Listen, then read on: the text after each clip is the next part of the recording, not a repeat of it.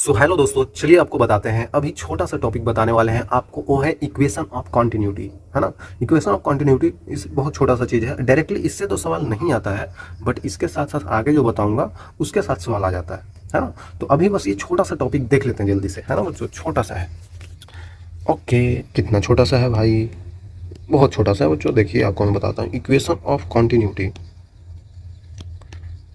तो इसमें आपको ये चीज़ मैं बताने वाला हूँ कि अगर फ्लूइड जो है ना बच्चों, अब क्या है, फ्लूइड चलेगा, ठीक है ना। अब फ्लूइड चलेगा बच्चों, बोलेंगे पीछे भी एक्सेलरेशन था। नहीं नहीं, वो एक्सेलरेशन था तो वो लिक्विड जब रखा गया था किसी कंटेनर में तो कंटेनर को चला दिया गया था। लेकिन अब ऐसा नहीं है, पाइप में अब लिक्विड है और लिक्विड जो है पाइप के अंदर से ऐसे ऐसे चल रहा है ना। आपके घर अगर नल होगा तो नल खोलते हैं तो पाइप के थ्रू वाटर ऐसे नीचे आ जाता है, तो वो फ्लूइड डायनेमिक्स हो जाता है जब लिक्विड खुद से फ्लो करने लगता है, ठीक है। तो उसी को बोल देते हैं, उसी में एक टॉपिक है जो यूज होगा, इक्वेशन ऑफ कॉन्टिन्यूटी। छोटा सा चीज़ है, बताते हैं। जैसे इसको अगर लगाना है तो पहली बात आपको कंडीशन बता देते हैं कि लिक्विड इनकम्प्रेसिबल होना चाहिए, हर जगह डेंसिटी बराबर होना चाहिए। Liquid is non viscous,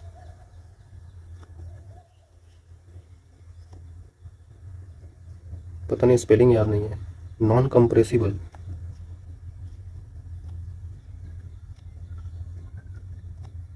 liquid non viscous होना चाहिए, नॉन कंप्रेसिबल होना चाहिए बच्चों, समझिएगा।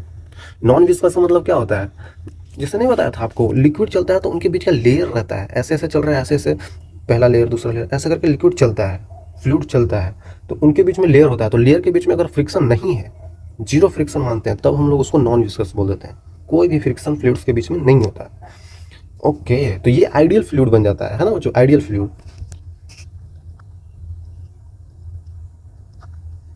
ऐसे जनरली आइडियल फ्लूइड कुछ होता नहीं है ना। कोई भी चीज़ आइडियल, पूरी तरीके से आइडियल तो नहीं हो सकता है ना। थोड़ा थोड़ा सा तो उसमें खोट होता ही है, मतलब यहाँ पे थोड़ा थोड़ा सा फ्रिक्शन होता ही है, लेकिन हम एज्यूम करते हैं कि ये लिक्विड नॉन विस्कस है, आइडियल फ्लूइड है। और नॉन कंप्रेसिबल का मतलब समझ जाइएगा कि डेंसिटी हर जगह पे बराबर है।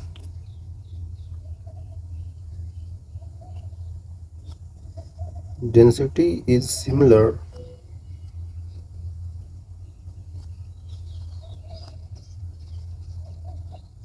एवरीवेयर, है ना बच्चों, हर जगह पे डेंसिटी बराबर है, ओके। इक्वेशन ऑफ कॉन्टिन्यूटी ये जो है, इसको कंडीशन के लिए इतना चीज़ें, ये सब चीज़ें जरूरी है ना बच्चों, ऐसा होना चाहिए। तो एक्चुअली इसमें बोला क्या जाता है, ये है कुछ नहीं बच्चों, इट इज द एप्लीकेशन और based on the conservation of mass और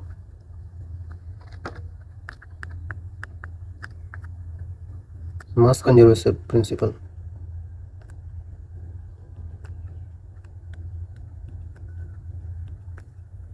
है ना बच्चों। मास कंजर्वेशन प्रिंसिपल पे ये बेस्ड होता है, ये एप्लीकेशन होता है, और या फिर बेस्ड होता है किस पे, मास कंजर्वेशन प्रिंसिपल पे, है ना।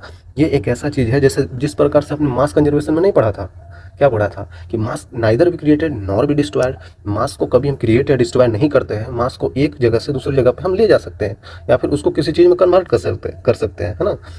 अगर यहाँ पे पाइप के अंदर यहाँ पे जा रहा है 2 kg का वाटर, तो यहाँ से भी 2 kg का ही निकलना चाहिए, ये चीज़ मैं बोल रहा हूँ।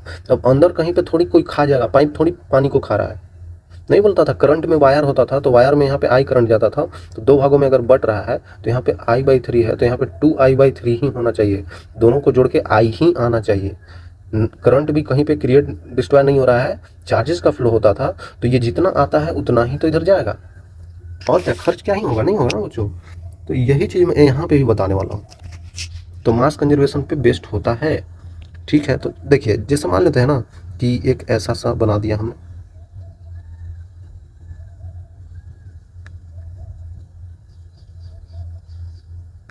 अरे यार ऐसे करके सही से बन ही नहीं रहा बच्चों, पता नहीं क्यों।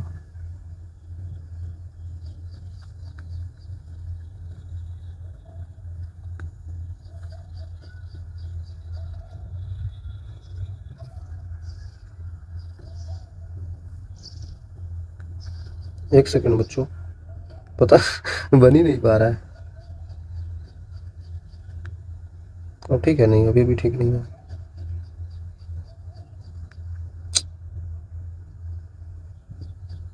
अब ठीक है।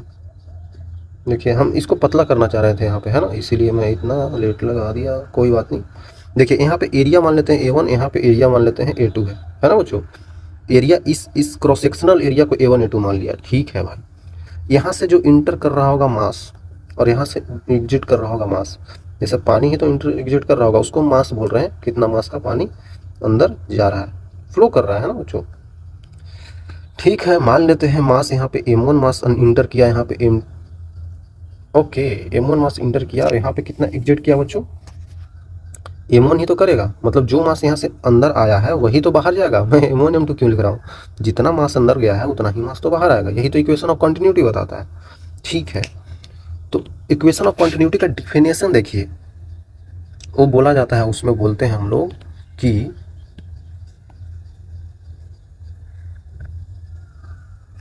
Rate of mass of fluid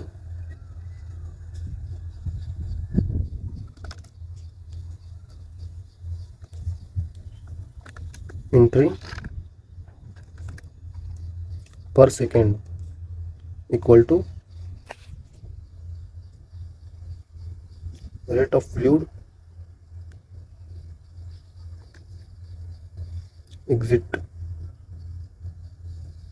exiting rate of mass of fluid होगा ना,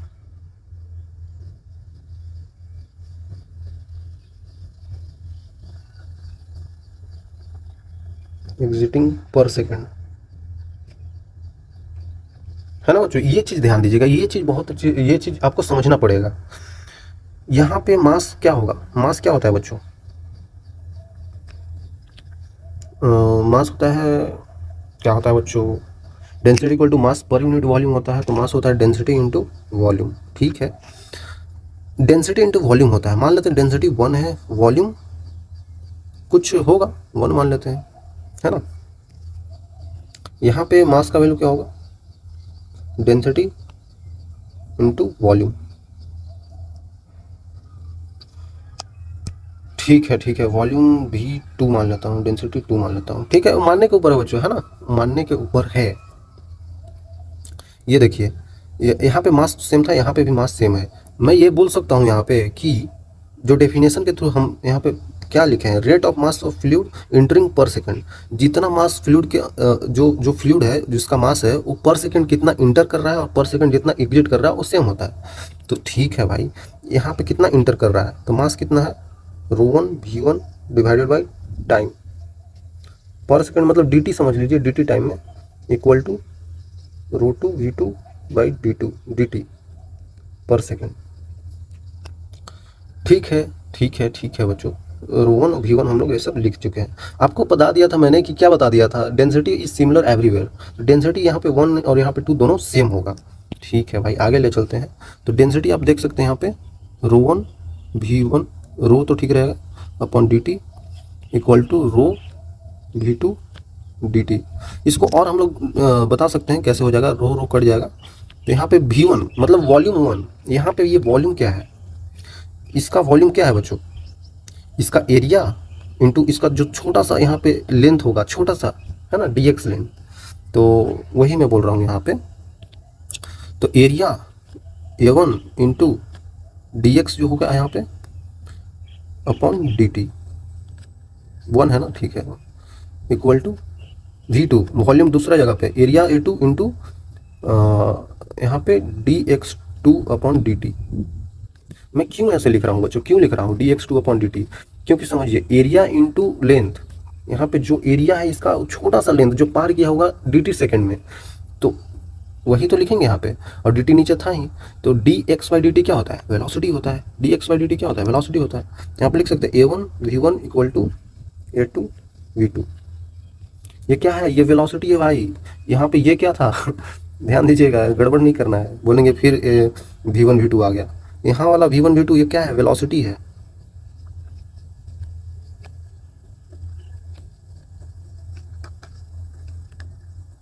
ये वेलोसिटीज है। A1 A2 यहाँ पे क्या है, एरियाज है ना बच्चों। ये चीज़ आप ध्यान दीजिएगा बच्चों, इसमें गड़बड़ नहीं करना है भाई। ठीक है, समझ में आ गया, कोई दिक्कत नहीं होना चाहिए। यहाँ पे A1 V1 equal to A2 V2, इसीलिए बोला जाता है यहाँ पे A1 V1, यहाँ पे जाने वाला ये वेलोसिटी V1 है, ये V2 है, यहाँ पे A2 V2 के इक्वल हो जाता है। कोई दिक्कत नहीं है, बहुत आसान चीज़ है यार इतना तो आपको आता ही होगा। ठीक है, चलिए आगे देखते हैं। मान लेते हैं, एक चीज़ मैं आपको बताना चाहता हूँ बच्चों कि कहीं कहीं पे यूज भी होता है कि मान लेते हैं ना कि आपको दे दिया है कि एक ऐसा है, पाइप के थ्रू ऐसा बह रहा है, ऐसे ऐसे,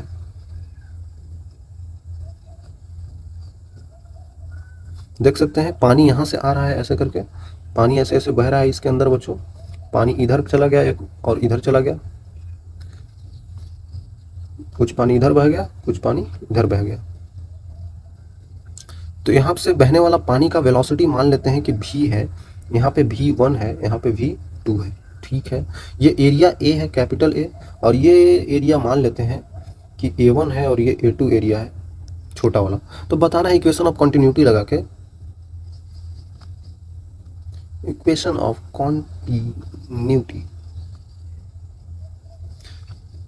ऐसे लिखा जाता है ना। तो यहाँ पे लगा देंगे तो क्या हो जाएगा, लगाना तो आना चाहिए आपको बच्चों। क्या होगा, यहाँ पे जितना इंटर किया है वाटर पर सेकंड, मतलब कि A1 A into V equal to जितना एग्जिट किया है, एग्जिट इधर से भी किया इधर से भी, लेकिन जितना भी एग्जिट किया है जो इधर से आया है वो इसका सम ही तो होगा। अरे यार, जितना पानी आया है, कुछ पानी इधर से कुछ पानी इधर से, लेकिन जितना आया है पर सेकेंड उतना ही यहाँ और यहाँ से तो एग्जिट करेगा। तो इन दोनों को जोड़ देंगे तो नहीं पता चलेगा कितना आया था। हाँ, तो वही करना है, तो हो जाएगा A1 V1 plus A2 V2। तो इस टाइप से हम लिख सकते हैं, है ना बच्चों, बहुत आसान है यार, कोई दिक्कत नहीं होना चाहिए यहाँ पे। अब देखिए, अगर ये A1 V1 और A2 V2 कांस्टेंट है, मतलब जो भी है बराबर में कुछ लिखेंगे K, तो कांस्टेंट ही तो आएगा ना, क्योंकि दोनों बराबर है बच्चों, दोनों का प्रोडक्ट कुछ कांस्टेंट ही आएगा। सो A into V equal to constant K मान लेते हैं। ठीक है, तो इसका मतलब V equal to K constant divided by A आ जाएगा। मतलब कि अगर हम इसको थोड़ा सा समझे तो Y equal to constant by X हो जाएगा। तो इसका ग्राफ क्या होता है, एक्स वाई का ग्राफ क्या होता है बच्चों, बताइए।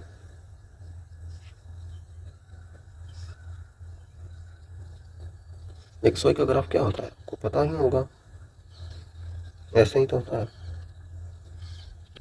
ये किसके वर्सेज है, V वर्सेज X का, सॉरी V वर्सेज A का, एरिया का, है ना। तो आप देख सकते हैं यहाँ पे कि एक्स वाई मतलब कि V A equal to constant ये होता है, इसका ग्राफ ये होता है। ठीक है, ऐसा आसान सा चीज़ है बच्चों, इतना छोटा छोटा चीज़ है, कोई दिक्कत नहीं होना चाहिए यहाँ पे, है ना। तो आगे और देखने वाले हैं क्या होगा। ठीक है, ओके। तो यहाँ तक अगर आप समझ गए तो इसका थोड़ा सा एक यूज भी देख लेते हैं। जैसे एनर्जी ऑफ फ्लोइंग फ्लूइड, अगर फ्लूइड फ्लो कर रहा है, बोला ना फ्लूइड डायनेमिक्स आ गया भाई। डायनेमिक्स मतलब कि फ्लूइड खुद से चल रहा है। तो फ्लूइड डायनेमिक्स में तीन एनर्जी पॉजेज होते हैं फ्लूइड के द्वारा। पहला होता है pressure energy, potential, kinetic energy. आपको पोटेंशियल और काइनेटिक तो थोड़ा थोड़ा पता ही होगा, लेकिन देखिए यहाँ पे प्रेशर एनर्जी क्या होता है भाई, प्रेशर के द्वारा लगाया गया एनर्जी, प्रेशर के अगेंस्ट लगाया गया एनर्जी, हाँ ये चीज़ होता है। It is the energy possessed by the liquid by virtue of its pressure. It is a measure of work done by pushing the liquid against the pressure without imparting any velocity to it. बिल्कुल सही बात है, हम लोग कोई उसमें velocity का change नहीं करते, हम लोग धीरे धीरे चेंज करते हैं। तो इसको ये क्या लिखा हुआ है, इसको ये सब तो आपको पता ही होगा, लेकिन हम ये चीज़ आपको बता देना चाहते हैं। सब चीज़ बताएंगे, लेकिन प्रेशर एनर्जी ध्यान से देखिएगा बच्चों। प्रेशर एनर्जी समझिए ना कि एक ऐसा कंटेनर आपको दे दिया है भाई,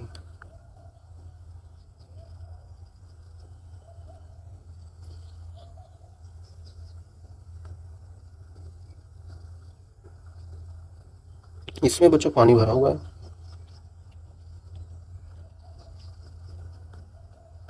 आपने एक यहाँ पे इस टाइप का पिस्टन लगा रखा है, ये पिस्टन है ना बच्चों। आप इसको इधर से धक्का दे रहे हैं और ये लिक्विड इधर है, तो लिक्विड का प्रेशर किधर लगेगा भाई, लिक्विड है तो लिक्विड इस पर इधर प्रेशर लगाएगा, है कि नहीं बच्चों? प्रेशर तो इधर ही लगाएगा लिक्विड, और आप इधर से फोर्स लगा रहे हो, तो आप लिक्विड के अगेंस्ट यहाँ पे कुछ काम कर रहे हो, है ना? लिक्विड के अगेंस्ट इधर कुछ काम कर रहे हो, आप पिस्टन को इधर धक्का दे रहे हो और लिक्विड का प्रेशर उधर धक्का आपको दे रहा है। तो वही तो बोला जा रहा है यहाँ पे, it is measure the work done in pushing the liquid against the pressure without imparting any velocity, है ना? It is the work done in pushing the liquid against east pressure, pressure के अगेंस्ट यहाँ पे। तो work done आखिरकार होता है क्या? वर्क डन क्या होता है बच्चों? F dot D S, F dot D x, मतलब कि हम इसको एक्स डिस्टेंस अगर इधर मूव करा दिए डी एक्स डिस्टेंस, तो एफ इंटू डी एक्स हो जाता है। आ रहा है समझ में? ऐसे ही काफ़ी आसान सा होता है बच्चों। और चाहे तो आप यहाँ पे आप देख सकते हैं क्या लिखा गया है, pressure energy of liquid is P into V. क्यों बोला गया है पी इंटू वी? बोल रहा है कि हमको इस यहाँ पे कोई वेलोसिटी नहीं चाहिए, जितना हम लोग फोर्स अप्लाई कर रहे हैं उतना ही इधर से भी लगना चाहिए। मतलब कि क्या वर्क डन क्या हो जाएगा? फोर्स क्या होता है? Pressure into area into D x. तो ए डी एक्स क्या होता है भाई? एरिया का डिफ्रेंसिएशन करेंगे तो वॉल्यूम ही तो आएगा, तो पी इंटू वी आ जाता है, सिंपल आ गया ना? ऐसे भी लिख सकते हैं पी इंटू वी, कोई दिक्कत नहीं है, वही बोला जाता है पी इंटू वी। तो pressure of energy per unit मास, अरे यार पी भी है, पर यूनिट मास मतलब मास नीचे लिख दीजिए। आपको पता है डेंसिटी का वैल्यू क्या होता है? मास पर यूनिट वॉल्यूम। तो यहाँ पे क्या बन रहा है? मास पर यूनिट वॉल्यूम बन रहा है, मतलब 1 बाई डेंसिटी, मतलब क्या लिख देंगे हम यहाँ पे?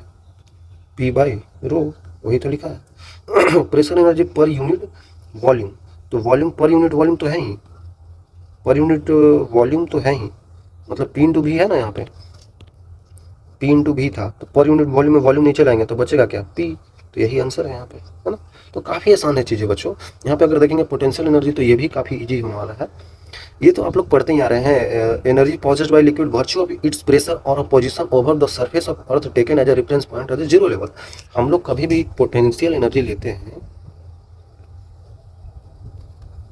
पोटेंशियल एनर्जी लेते हैं बच्चों, तो क्या होता है? हम किसी लेवल ऑफ हाइट्स के ऊपर देखते हैं, मान लेते हैं ना कि यहाँ पे ये पानी बह रहा है ऐसे करके यहाँ से, तो ये लेवल ऑफ हाइट देखते हैं कितना ऊंचाई पे है, हाइट एज पे, इसको जीरो लेवल मान लेते हैं, है ना? तो हम देखते हैं कि हाइट पे कितना हाइट पे ये पानी है, बह रहा है ना, समझ में? तो इसका पोटेंशियल एनर्जी ऊपर तक है, तो इसको बोल देते हैं कि ये यहाँ से कितने ऊंचाई पे है? एम जी एच, तो बोलेंगे एम जी एच हो गया, यही पोटेंशियल एनर्जी हो गया। ये तो पढ़ा दिए थे पीछे, ये तो बच्चों याद ही होगा। Potential energy of a liquid M G H होता है, ठीक है। Energy, potential energy per unit mass of a liquid is G H. Per unit mass मतलब कि एम जी एच में पर यूनिट मास एम कर देंगे तो जी एच ही तो बचेगा। पर यूनिट वॉल्यूम, तो एम जी एच कर देंगे पर यूनिट वॉल्यूम भी, तो मास पर यूनिट वॉल्यूम क्या होता है बच्चों? भाई मास पर यूनिट वॉल्यूम क्या होता है? ये वाला आ जाएगा ना बच्चों, डेंसिटी होता है, तो रो जी एच हो गया।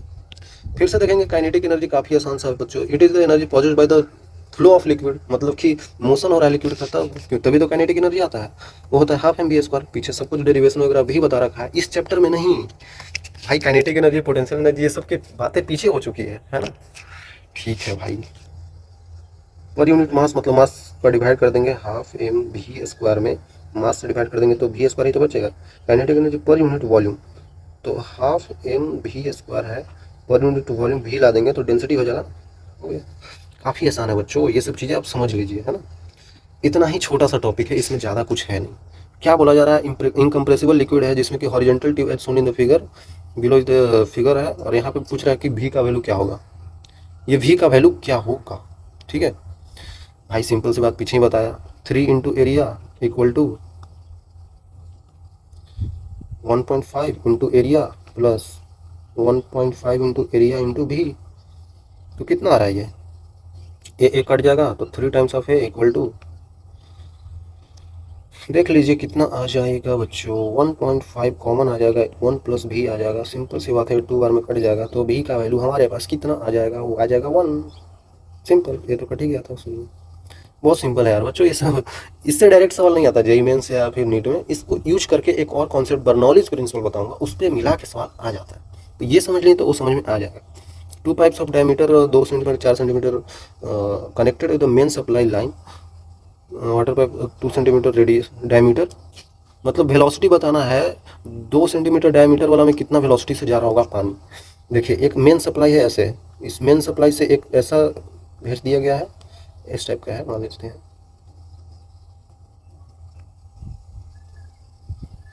है ना बच्चों, ये मेन सप्लाई है यहाँ पे, मान लेते हैं ऊपर से ऐसा करके मेन सप्लाई से आ रहा होगा,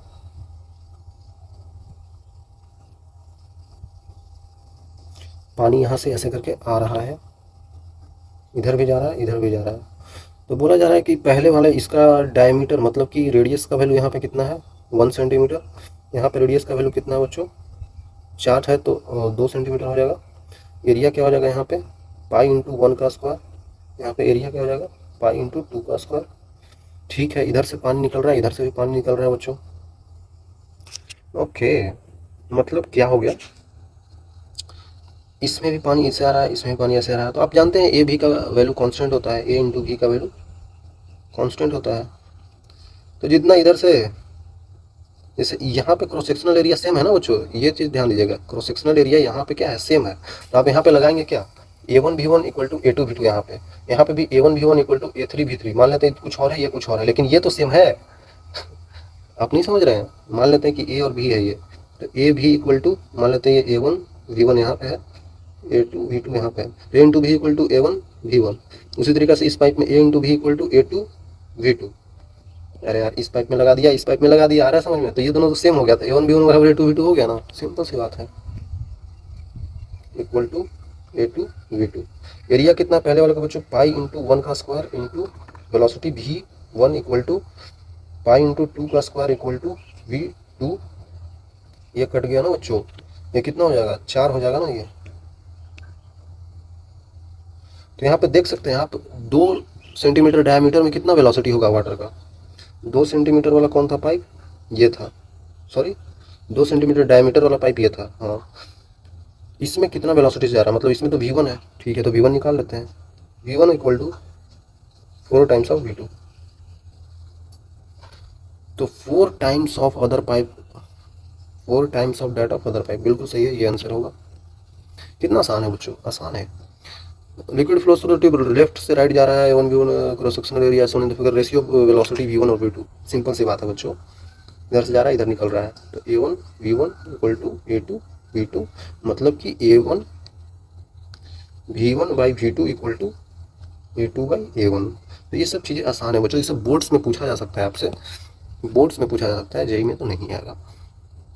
नॉन क्रॉस सेक्शनल एरिया ठीक है, ratio of radius of entry and exit, entry और एग्जिट मतलब ऐसे मान लेते हैं ना, यहाँ पे एंट्री हो रहा है, यहाँ पे एग्जिट हो रहा है, तो यहाँ पे मान लेते हैं कि किसका रेडियस का रेशियो दिया है R1 R2 का, तो R1 बाई R2 का वैल्यू उनको पता चल गया है 3/2 है। तो आपको पता चल गया होगा कि A1 by A1 V1 equal to A2 V2 हम लगा ही सकते हैं, तो सिंपली आप नहीं बता सकते हैं। A1 बाई A2 मतलब कितना हो गया V2 by V1, A1 by A2 मतलब pi R1 square divided by pi R2 square equal to V2 by V1। तो पाई पाई कट गया तो R1 बाई R2 का होल स्क्वायर, तो 9/4 आ जाएगा, तो V2 बाई V1 का वैल्यू आ जाएगा 9/4। तो ratio of entry exit, entry में V1 था, एग्जिट में V2 था, मतलब 4/9 हो जाएगा, तो ये आंसर आ जाएगा। कितना आसान है बच्चों, है ना, चीज़ें बहुत आसान है यार, करेंगे तो हो जाएगा। तो ये छोटा सा लेक्चर था क्योंकि छोटा सा कॉन्सेप्ट था, लेकिन यूज होगा, ठीक है, तो इसको याद रखिएगा। तो यहाँ तक आने के लिए आपको मैं एक चीज़ देना चाहता हूँ। क्या सर, क्या सर, अरे कुछ नहीं भाई, थैंक यू। मिलेंगे आगे, तब तक के लिए ओके बाय।